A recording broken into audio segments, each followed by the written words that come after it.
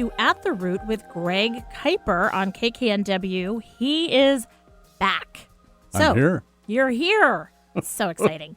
So as a reminder to everyone, Greg is a psychotherapist and holistic life coach. His practice is Kuiper Counseling. Through his professional practice and personal experiences, Greg knows that without connection with ourselves, connection with others is near impossible because emotional connection is at the root of healthy living. If you are interested in calling in, you have a question, you want to share an insight, you need some clarification, feel free to call in. The number is 425-373-5527. I'll say it again because we're actually here today and we can answer your questions. So, operator, stand by. Again, it's 425-373-5527. And also a reminder that you can also learn more about Greg, his practice, his YouTube channel at his website, kuipercounseling.com. So I'm not going to do a lot more intro because really we want Greg. Greg! It's good to be back. Really good to be back. You know, I just took a little time off from the show for reflection and kind of recharge the batteries a bit. Without connection to self. Yeah, there you go. Yeah. Improving my connection. Spent some time at a meditation retreat. That was wonderful. Did some writing, did some research.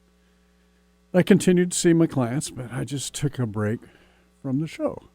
Nice. And now I'm ready to go again. Love it. Here we go. Yeah.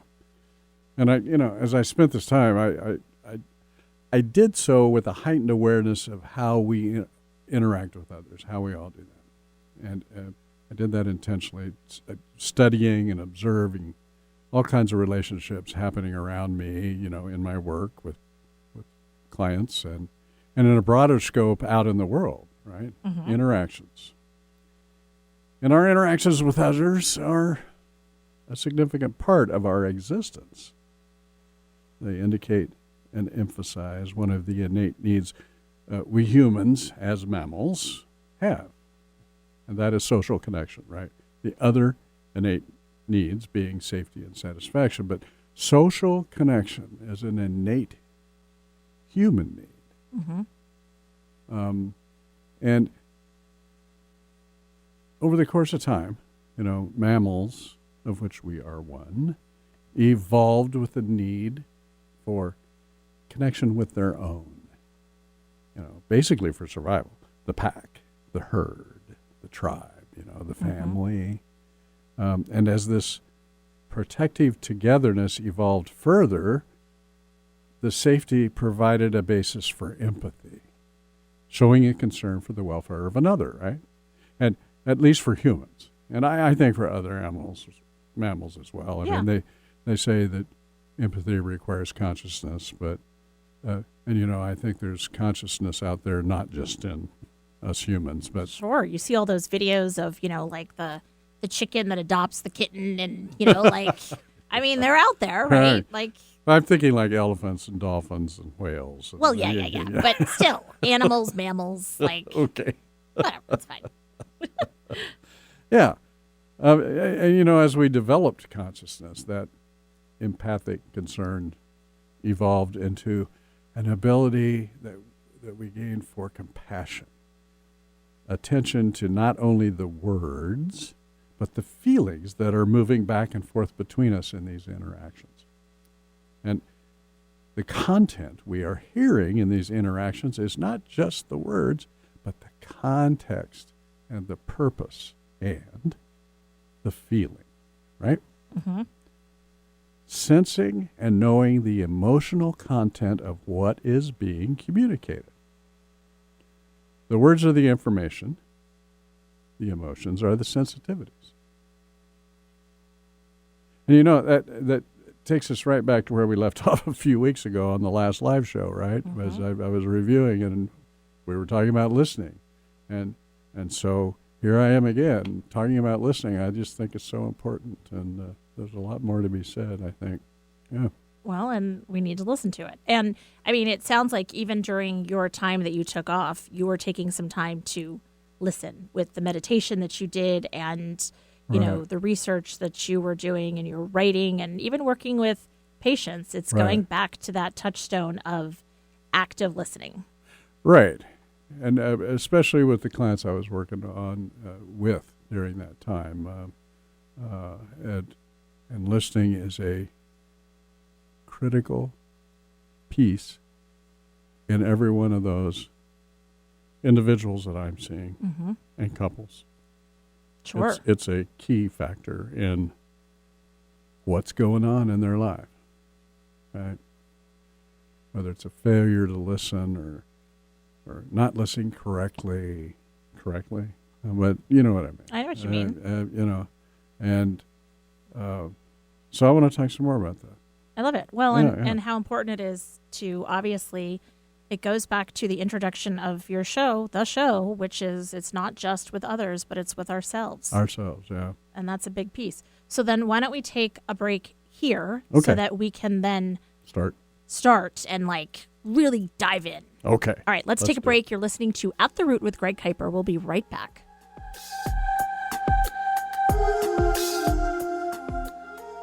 Sometimes psychotherapy is not enough to get to the root of our illusions. Hypnotherapy with licensed practitioner Annette Kuiper of Solid Insight can help. With hypnotherapy, it's possible to tap into what's beneath our layers of protection and resolve the illusions that stop us from accomplishing what we want. Hypnotherapy is a safe state of relaxed calm coupled with elevated mental awareness that allows for a deeper dive into our subconscious. Led by Annette, it's about understanding and loving ourselves and creating a deeper connection with others. Learn more about Annette at solidinsightnow.com. Looking to reconnect with your partner, spouse, kids, or self? When the disconnect seemingly has been there for a lifetime and is impacting your relationships, it's difficult to determine how and where to start. But At the Root with Greg Kuiper of Kuiper Counseling is the perfect first step. Throughout each episode, Greg talks about establishing emotional connection with ourselves and others. He offers experienced advice, explanation, and resources to listeners. You can find past episodes on his website, KuiperCounseling.com, or through his YouTube channel, Connection Through Awareness with Greg Kuiper. Hey, are you missing listening to This Show Is All About You with me, JDK Winnikin? Well, you don't have to. You can still listen to Greg Kuiper's show, At the Root, and my show. It's a win-win in every way because you can download my show and his at Podcast One, Apple Podcasts, Spotify, or wherever else you listen to podcasts. Don't miss a minute of either show and listen to them on your own schedule. So be aware out there that you can listen to both of us still. And isn't that comforting? Get inspired every hour right here on Alternative Talk 1150. Welcome back to At the Root with Greg Kuiper. Before the break, we caught up a little bit with Greg about what he was doing, and he kind of set us up for what we're going to talk about. And if you were listening, then you know that we're talking about listening. We are. And really what we're talking about here is what we call attunement. This is the mutual exchange of sensitivities and information. So the words we hear from someone else or we're sharing with them is the information, right? That's the information. The emotions and the feelings behind the words are the sensitivities. So if we're going to engage with someone on a meaningful level, we need both. Especially if this is a partner or a family member or a best friend, somebody you really want to be close with or believe that you're close with, right? We need the exchange of sensitivities and information, emotions and words, basically. We don't get the full context of this engagement without the feelings. Without that, we are guessing or assuming. And how often do we get that right? I mean, there's an expression about that. Yeah. Especially when we are using our autopilot of past experiences to do this assuming. Right? Our narratives that you've talked about. Yep. When we are not fully attuned we are not in the present moment. That's what I'm saying. We are in our autopilot, our unconscious programming, which is, what is it? It's our past. It's our past. And when we're not in the present moment, we are being governed in our decisions and thinking and feeling by that unconscious past. The patterns of thoughts and behaviors and emotions that make up our illusions, remember, in order to be attuned with another, we both need to be functioning from the present moment, the here and now. This is like a universal law, right? Think about it. If you're not in the present moment, you're not attuned. Sure. If you're not attuned, you're not in the present moment. It's just kind of, that's Right. it. And I liked your wording when you talked about that when you're not in the present moment, you're being governed. Right. It's like there is something that is leading you and directing you to go to these unconscious past feelings and experiences. Right. And it's all in that programming, that patterning that we have developed over many years, right, of our life, especially in our earlier formative years. We develop these illusions. Mm-hmm. We've talked about them, the defense mechanisms, the coping mechanisms, the things that allow us to function what we believe to be on a more comfortable level Right. without thinking. That's the problem, without thinking, Yeah. right? It's just autopilot. It's like breathing or eating. It's just running in the background. Which is why so many of us breathe the wrong way, by the way. But that's a different show. Different show.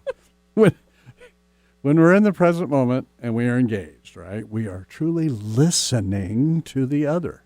We hear the words, we feel the emotion and the context. This active listening, as Carl Rogers, renowned humanist and psychologist, called it, is essential to individual growth. And not just for the listener, but for the other. It allows them to understand themselves more and to not feel alone. So this is a growth process for both people, Mm-hmm. right? Mm-hmm. The listener and the one doing the speaking. And then when the roles change, it's still an ongoing growth process. It's a journey that's just happening, and they're discovering more and more about themselves and about the other person when they're attuned, right? Yeah. Yeah. Rogers called this thinking with people instead of for or about them. He calls it listening for total meaning, right? Both the content and the feeling behind it. I think, that statement is so crucial to what we've been talking about, thinking with people instead of for them or about them. Like, think about it. How often do you engage with someone close to you, and they are sharing something just with you that is so very important and real to them in the moment? And they're hoping and even needing you to just be there with them, right? And you hear the words and your thoughts are thinking for them. You are fixing the situation for them. I don't know why she just doesn't do this or this. It sounds so simple to me, right? Or if he'd just stop for a minute, I could tell him how to remedy this. Okay, this is me 24 hours ago. I'm like, do we want to know this story? I mean, I may or may not have a 19-year-old son, and he's got some things going on that, he sort of gets to this heightened point of freak out. And, I think that I'm listening. Mm-hmm. And it's like, but I'm waiting. I actually, and as you're talking about this is why I needed you back. It's like I'm just waiting for the balloon to run out of air. Right. So that I can get a word in. Are you done? Yeah.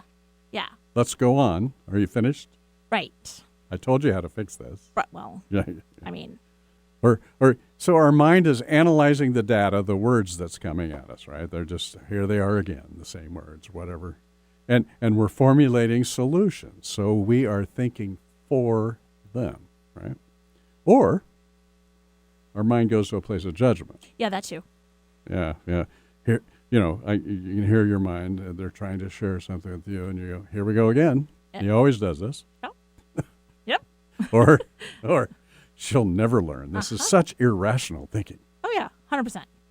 So in these instances, we are thinking about them, right? But we are not thinking with them. When we have these thoughts while the other is sharing, we are not in the moment with them. We are thinking. We are not thinking with them. And let's just say they're being a little irrational and we start thinking with them. Doesn't that make us, by extension, a little irrational?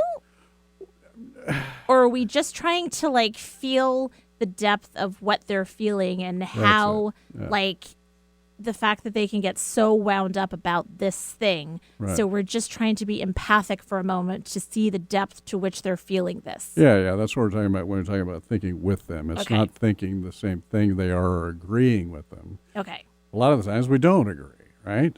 But we can still relate to how they're feeling, right? Yes. Essentially, what we're doing in those instances, we're just trying to get it over with because we think we don't have time for this. Our time is much more important than this engagement. Or we don't have the emotional bandwidth to go there with that person. Seriously, were you at my house 24 hours ago? Okay. We are selfish, and we make it about ourselves. I mean, that's really what it is, right? I'm not saying we do this intentionally. I'm not saying that we, Yeah. But, there are some people with various personality disorders that may do that. But in general, the rest of us, we are just acting from our autopilot, right? Mm-hmm. The unconscious programming of our past. So here we have our partner in the moment with their thoughts and feelings, and we are functioning in the now from our past. So how in the world is this going to work? It doesn't. No. It just didn't go well. doesn't work. It doesn't work. It's certainly not going to go well for our partner who is excited or hurting or, anything in between and wanting us to share in that excitement or hurt. And we aren't available. And even worse, their perception of this is that we don't care. We don't care. Right. Or that we think they're crazy. Yeah. Diminished. This feeling of dismissal, rejection, or abandonment, all issues of self-worth, right? Rearing their ugly heads, storming out of our partner's past, right? So they got their past coming in now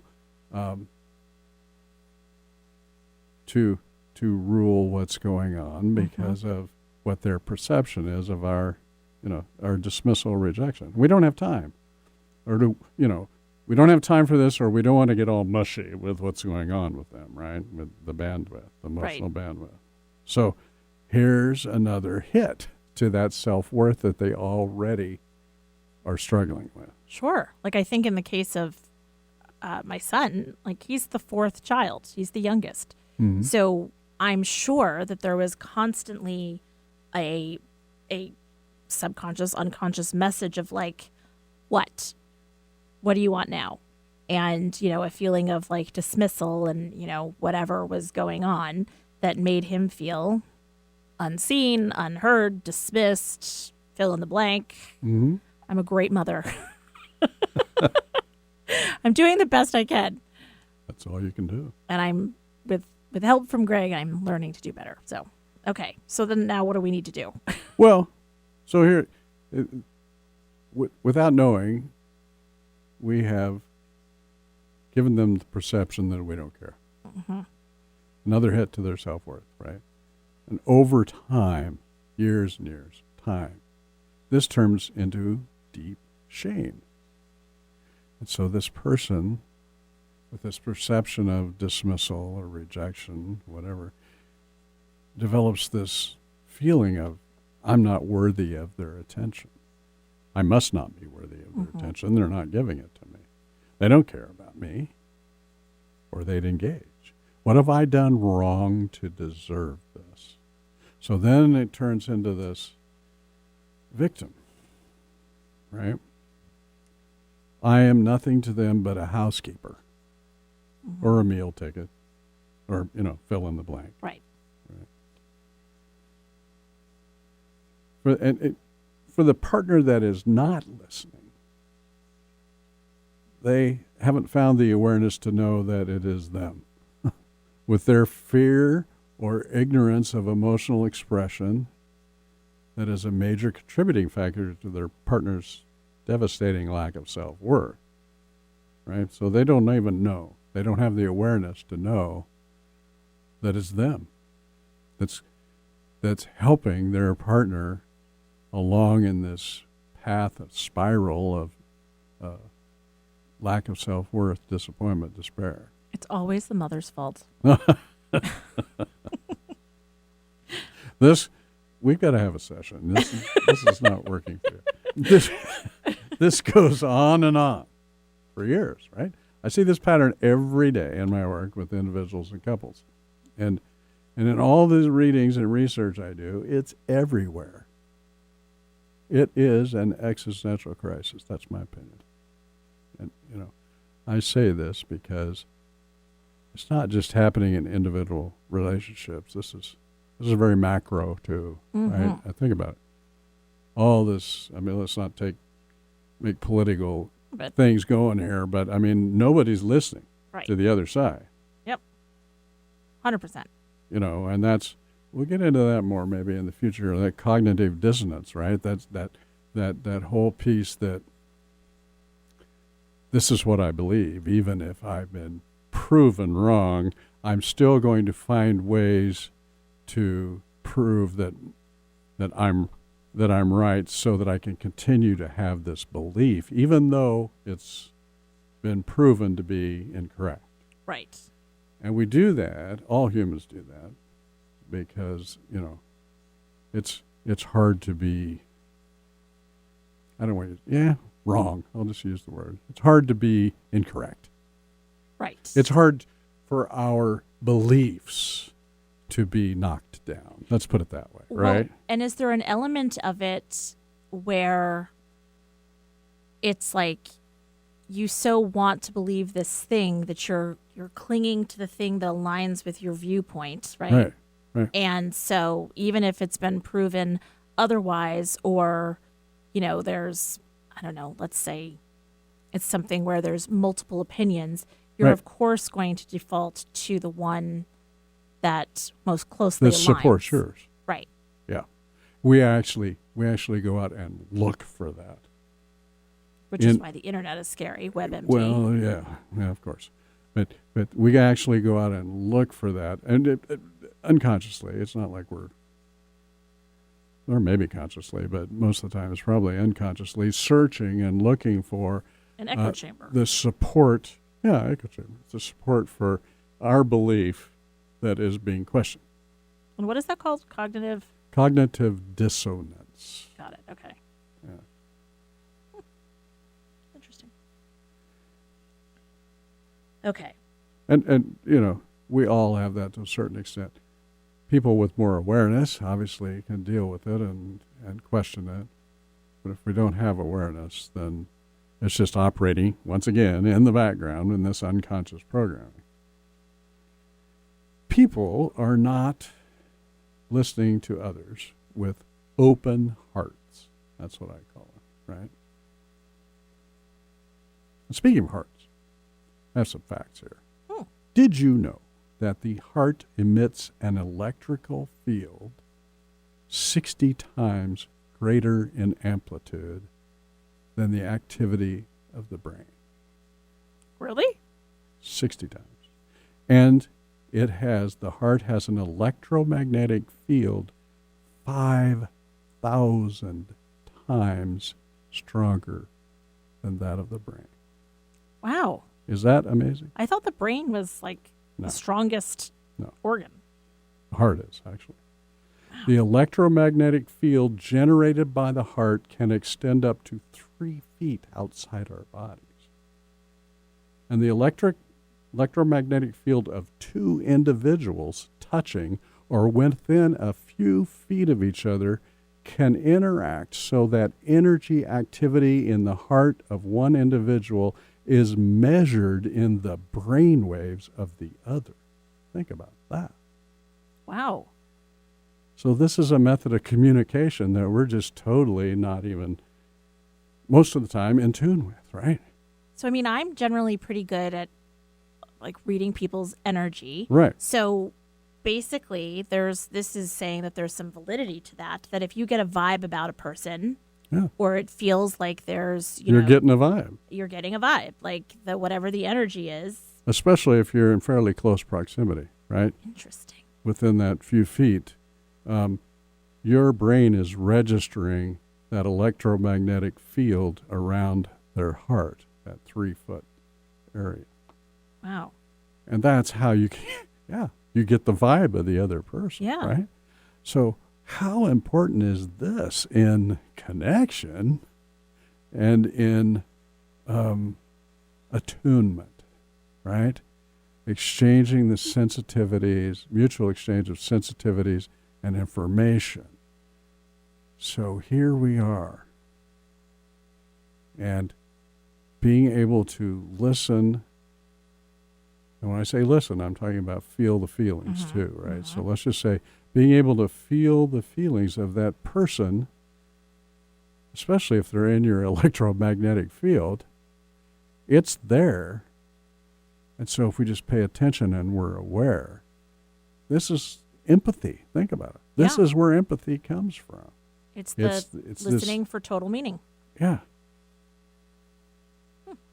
It's fascinating stuff. This is from Dr. Joel Kahn. He's a renowned holistic cardiologist.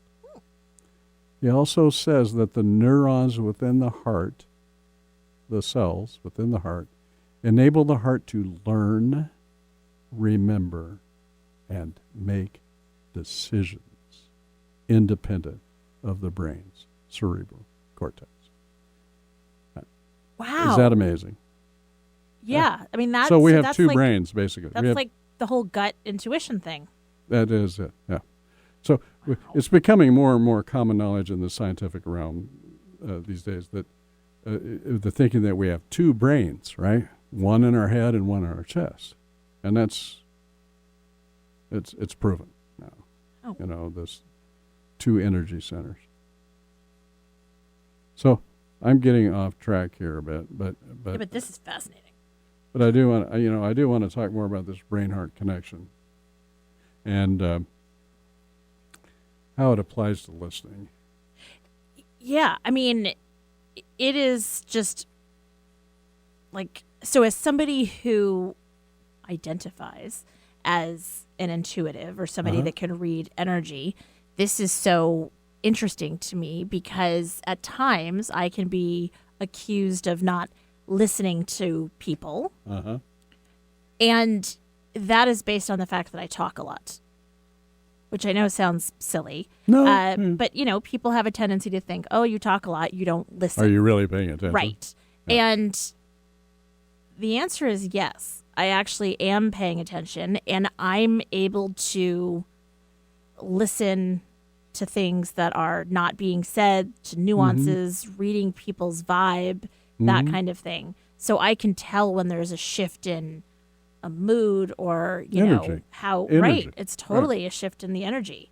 So, Right. I mean, it's fascinating to me that it's important to, obviously, as you said, it was Carl Rogers. Carl Rogers. Look at me remembering that.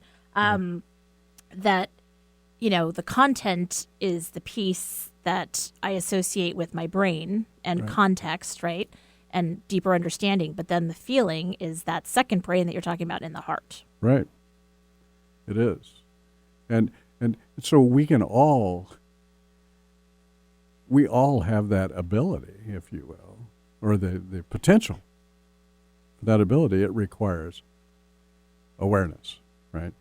If you are in the electromagnetic field of someone else, Right. let's say it's your partner, whatever, then with awareness, you can feel their energetic field, and it's there's a communication going on there underneath, right? Yeah. There is of understanding, empathy, compassion.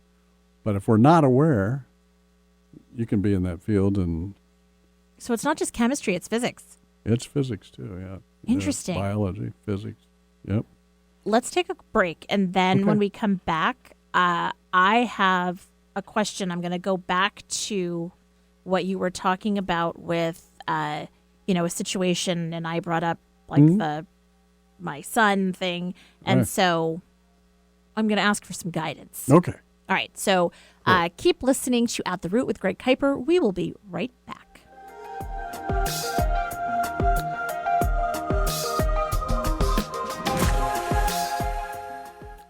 Too many relationships are adversely affected by wounds from our past. Lack of connection, unhappiness, shame, and regret are just some of the fallouts we experience when we choose to avoid addressing those wounds. Greg Kuiper of Kuiper Counseling is a psychotherapist committed to reestablishing connection with self to create greater connection with others. His work with teens, individuals, couples, and those struggling with substance use. If you struggle with old wounds or unhealthy narratives, get to the root of them in yourself by contacting Greg Kuiper at kuipercounseling.com. That's kuipercounseling.com. Whether it's fly fishing or French pastry, we all have something that makes our tail wag. Involuntary and instinctive, it's sparked by excitement, inspired by purpose, and it speaks to who we are. I'm Stacy Heller of Stacy Connects. I lead clients to the place that makes their tail wag. As a creative director, I bring ideas to life. As a podcast producer, I give ideas a voice. Stacy Connects. It's my superpower. If you want to connect with me, Stacy Heller, go to stacyconnects.com. Asking questions is better than making assumptions. Such is the premise of my show, Stacy Connects, a show about making connections through conversation. I welcome a diverse assortment of guests to chat about topics and ideas that are sometimes educational, sometimes inspirational, a little personal, and always entertaining. Every week, I draw out and befriend the elephant in the room so listeners can connect with the unexpected. Listen live Tuesdays from 3 to 4 on Alternative Talk 1150 KKNW. Going our own way every day. Alternative Talk 1150. Welcome back to At the Root with Greg Kuiper. So we have been talking about listening. We have been talking about energy. We have been talking about how when you listen for tonal meaning, it's like you're engaging both your brain and your heart, which is able to listen on a whole different level. It's more energetically, and even science proves it. So Yes. for the folks that maybe feel like it's all very wooey, there is science about this. No, yeah, it's all scientifically proven anymore. It's hard to Deny it. yeah. Right. So the question that I have, because I feel like it can relate to a lot of people that are listening. So, I'm only slightly joking about, what's going on with my son. And I think of it in the context of it could be, my spouse, it could be a coworker, it could be whatever it is. And, sort of fill in the blank. And there's someone that is going through something, and it is how they feel about it is very real. Right. Which I fully acknowledge. And then there's the piece that the thing that they're worried about, it's like, we're going to lose the house, or, I'm going to go bald, or I'm going to lose my job, or whatever it is, right? It does feel somewhat irrational. And when they get wound up, I'm curious about the language that you use, because it goes back to that cognitive dissonance thing. Sure. Where, in their mind, they've got this information. So how do you approach that? Like, it feels like approaching a ticking time bomb. Yeah, I guess it could. Like, you know, from Right. the standpoint of like, and I'm putting myself out there as this example, from the standpoint of the person that is watching this happen. You know, I can tell you that in Right. this scenario that I was saying 24 hours ago, you know, I fully acknowledged, you know, hey, what you're going through is absolutely valid. And, you know, I can't tell you how to feel about it. And here is information that you can find answers to. However, the only information that you seem to be interested in is the one that validates your worst fears. And, you know, as a parent, I'm participating more in finding solutions than you are. And that can't be the case. So I'm thinking about this. Okay, so wait a second now. Switch roles, and how would you feel if you just heard that from your parent or someone? That exactly what you just said. Well, I heard that from my parents all the time. So it's so rational, though, right? I mean, you can't. What you just said makes sense Yes. to you. Makes sense, and you're saying it from a place of wanting to help. Right. And how can I find information for you, whatever, you know? But what missing is that validation of their feelings, right? Right. So in these instances, when someone is sharing with you, are they looking for answers, or are they just looking to, whatever you want to call it, vent, share, someone listen to me, please? So this is that whole hear, help, or handle thing that I've mentioned in the past, Right. where sometimes your significant other, your family member, whatever, needs to just be heard. It's the Right. venting. Right. Sometimes they need help. It's a collaborative thing. They're asking for the help. And sometimes they're like, I just need you to handle it. So Right. what I'm doing is I'm Trying to do all three. right. And but I'm not doing one very well. I'm saying, yeah, I get it. You're feeling something. And I'm moving directly to 2 Right. without passing go and without collecting 200. That's it. Yeah. Yeah. And so by just saying, I hear where you're coming from. But let me tell you what I think. You see what I'm saying? It's like what you just said. You kind of moved through it too quickly, right? What people are looking for most of the time in these situations, unless they say, hey, I need some advice, what do you think, right? When they're just coming to share something with you, and what if it's something that's exciting, that's happened to them, and they just can't hold it back, and they want to connect with somebody that's close to them to share that excitement, elation, whatever. Is there a difference? You see what I'm saying? You Right. see- what would you do in that case? Oh my God, that is so cool. Right. This has happened to you. I am so happy for you. This is incredible. I mean, you would just go on, right? And both of you would be feeling each other's electromagnetic field, and Yep. it's a wonderful, happy, upbeat, gratitude type feeling. But if somebody comes to you and they're hurting, they're not excited, they're hurting. So now we reply to them with the same.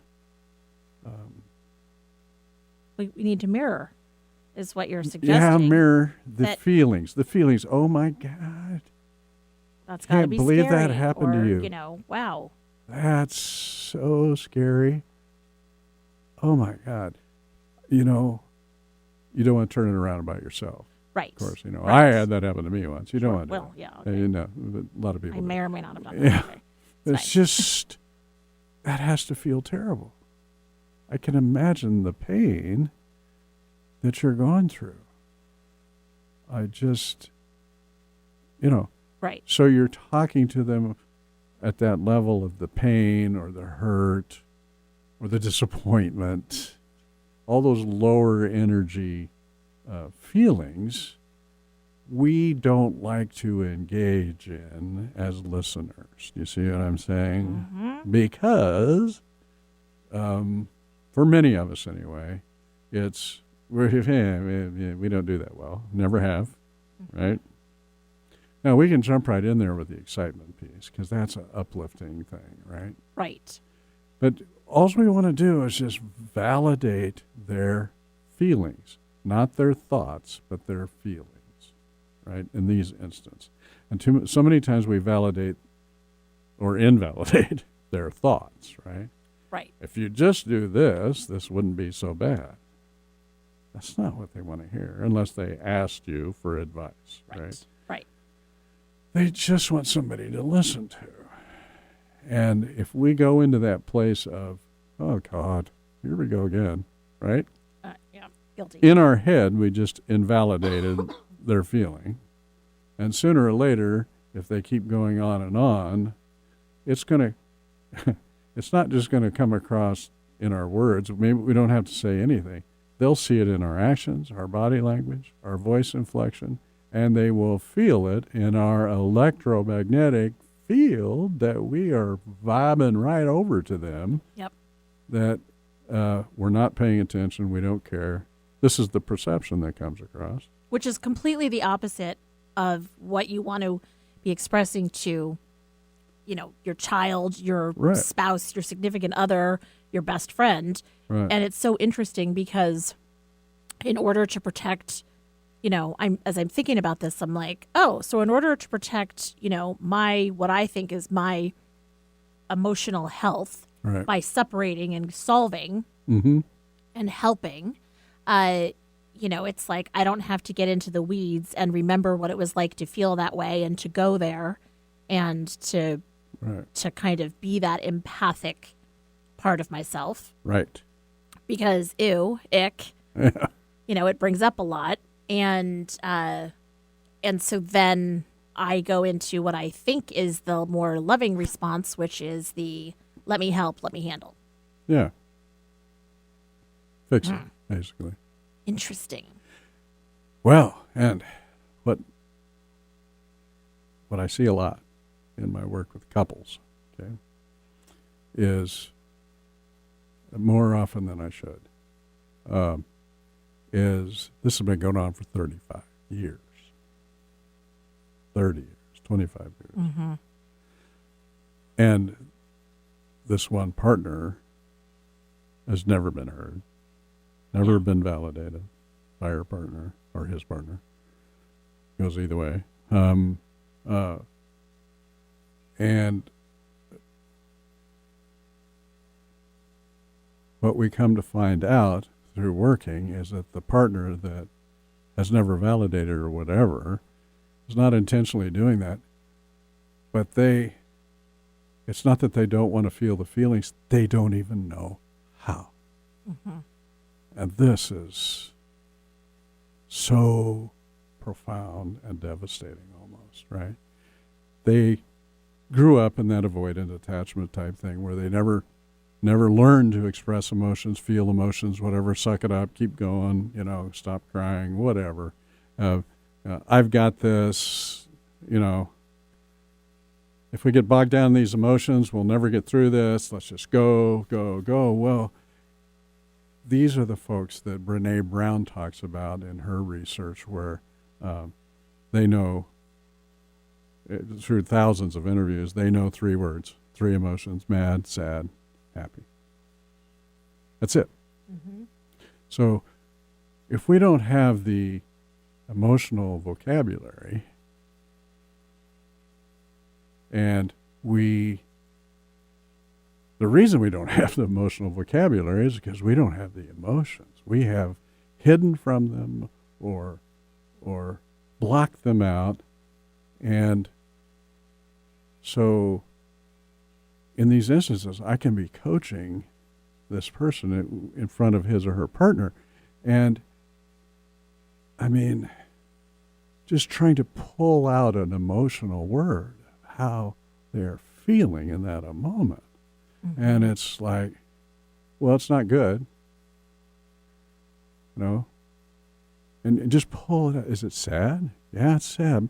And then I'm going, but it's more than that. It's not just sad. What is, and pulling and pulling and pulling. And finally, maybe I'll say, is it despair? And they'll go, I don't know what despair is. Yeah. And the partner is listening to this, right? Of course. And going, oh my God. Right. 35 years. Well, and it seems like, and I can say this because I think I'm a little bit like this as well. Right. It's like things get reduced to good and bad, right and wrong. Yeah. Where, how are you feeling about something? Well, good or not good. Right. Or, this feels wrong or this feels right. Or, if there's a behavior, like the times that I will, when I think about, you've talked about our inner child and our sensibilities. And, if somebody tells me that I'm wrong, it's like I've emotionally touched a hot stove and I recoil and I pull back, and it's the whole right or wrong thing. And I've realized with a lot of time in therapy and whatever, that I'm all about the gray and not the right or wrong. And so growing up and always being told that there's a right way and a wrong way, it really rubbed wrong with my sensibilities. Absolutely. And, that wasn't listened to. And by the way, my parents, their generation, it's like you didn't really, children were to be seen and not heard anyway. Absolutely. And I grew up the same way. Right. Yeah. And so it was a different thing. And by the way, do we really want to listen to children that don't see black and white and don't do just, it's right or wrong, right? So it's an interesting thing. And it goes to that. It's all just so interconnected, which is so interesting to me. It is. And, you go back to this couple, let's say they've been together 35 years and they're just now discovering all this. That can be a really hard place. Because, I can just see it in their faces sometimes. It's like, is this even worth it after all this? We got to start over. Do we have to, and the partner that's never been listened to realizes that their partner is going to have to go through a whole lot of learning about emotions in order to ever really listen to them. And let's say these people are 60, 55, whatever, right? That can be daunting. It can be. And every week when we do this show, I hear you in my head, not just because I'm replaying this as a podcast, but this idea of approaching it with a curiosity. Right. And so very often I will go home with some earworm that I've learned or that we've talked about. And, I'll go home and, hey, honey, so name 3 emotions. Or whatever it is, and create a dialogue and do it from a place of curiosity. Right. And then, well, that's how we can get through this. That's the next step I help people with is, okay, now we've figured this out. We got a lot of work to do, but it's not just his work with trying to figure out emotions. right. It's not just your work with, trying to figure out self-worth issues or whatever. This is a team, a we, that has a journey to go on together here to help fix all this, right? To change it, to learn and grow together and help each other through this, right? This isn't well, he's got to fix this, and she's got to fix that, and maybe it'll work after they do that. Yeah, it's not going to. No, of course not.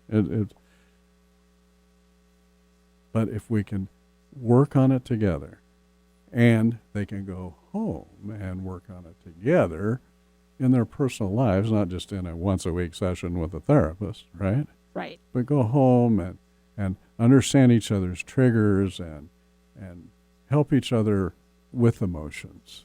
Well, right. And I think that the energy piece is a really interesting thing for people to explore.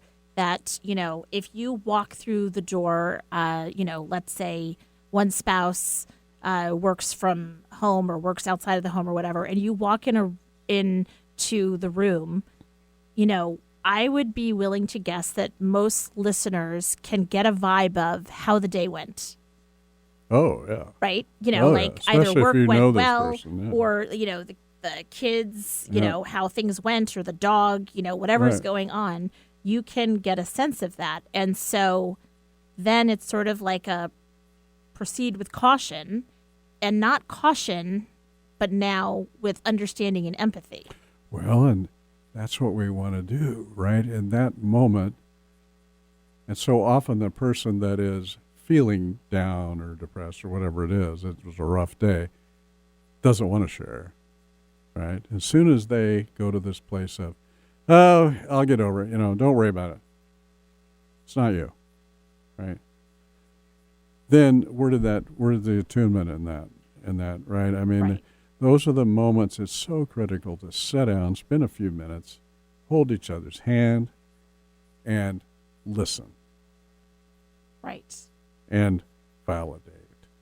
And just do that. And 10 minutes later, instead of continuing that evening's relationship, wondering what you did wrong. Which is totally Did something I do something wrong? Oh, Right. God, what did I do this time? Uh-huh. And listening to them go, no, nothing happened, Right. But you don't believe it because course, this has because happened before, right? and it's all about And you. so there goes the whole evening, right? It's not a good thing. And sit down and talk about it. God, I just had such a terrible day with so-and-so, and I feel blah, blah. I feel this, I feel this, I feel this. And then get those feelings validated and not, no fixing. Right. Just Well, unload if you it. just talk to her a different way, it'd be better. Right. It's one thing you don't want to do, right? You just want to sit down and validate. Oh, that must have been terrible. frustrating. Right. Like, Frustrating. wow. Oh, my gosh. Let me know what I can do, Right. right? So you ask what you can do rather than, and generally you get an answer like, oh, just hold me. Right. Just give me a hug, whatever, rather than, Right. please don't give me A, B, C, D, and A is best. Yeah. So that whole idea of, our two brains, it's like listen with our heart Right. first and sort of read the room Right. and listen with our heart and, let the brain take the back seat for a minute. Yeah, and that's so counterintuitive or whatever. I mean, our brains have been supposedly running things forever, right? And it's our heart that kind of needs to be in charge. Yeah. Although I think the idea of, I love myself a good challenge. And so the idea of, today when I go home, of walking in the house and sort of thinking of it as like how in tuned I am to the energy that's in the house, and Right. to just like, all right, let's see how I do with this. And, There you go. and checking in with that vibe and leading with the heart, it may be a good way to start to get out of my head. Right. And other people too, Well, obviously. when we're around people we're close to, right? I mean, we know. They would just go, "Who? You mad at me?" Right? And they didn't say anything. Nothing happened. You just felt Yes. the vibe, right? And, yeah. Interesting. Yeah. So I'm so glad you're back. I'm glad to be back. We've got a lot more to talk about with this. Yes, we And do. we're just getting started here. Okay, well, I think we're pretty much out of time here. So, a reminder to people that are listening, if you want to listen to past episodes of At the Root with Greg, then you can really go to wherever you prefer to listen to podcasts and look for At the Root. You can also find episodes on Greg's YouTube channel, which is called Connection Through Awareness with Greg Kuiper. There are episodes there. And remember that if you want to connect with Greg and ask a question or gain some insight or learn more about him, you can go to his website, kuipercounseling.com. You can. Final words? Everyone, just be aware out